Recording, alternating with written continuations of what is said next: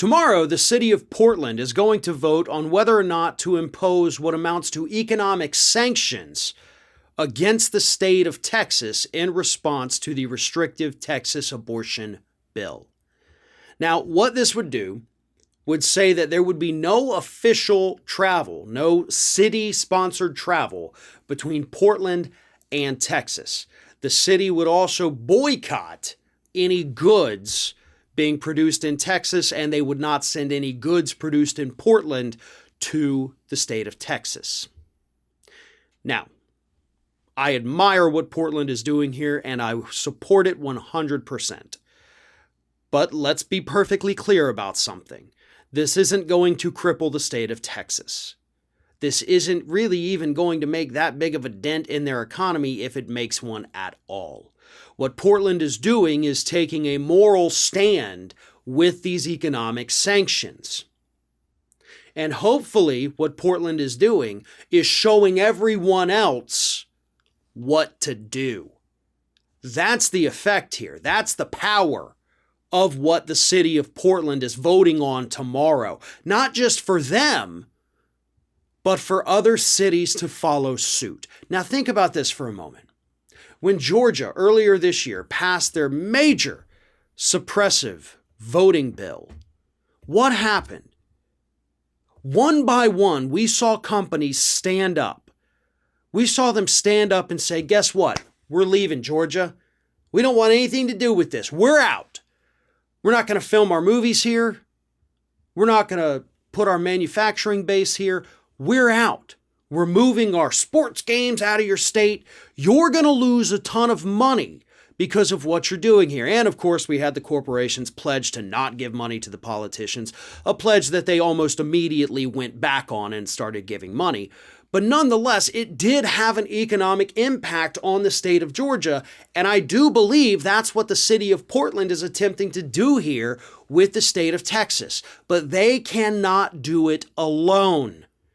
Right? This is just one city in the Northwest versus Texas. Second most populous state in the nation. So it's going to take more than that. And I do hope that much like with Georgia, other cities, other companies follow suit. And they say, listen, you're restricting the reproductive rights of women across your state. You don't want people to get abortions? Then maybe you ought to invest in better sex education. Maybe you ought to start talking to the men. I love the trope of even if one woman has sex with 100 men per year, she can only produce one full-term pregnancy in that year.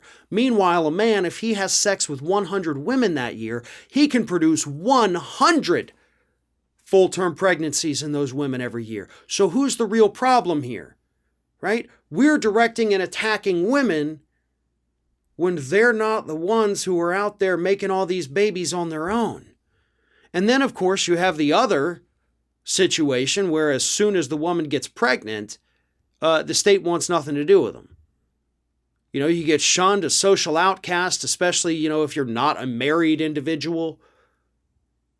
We're not going to help you pay for anything.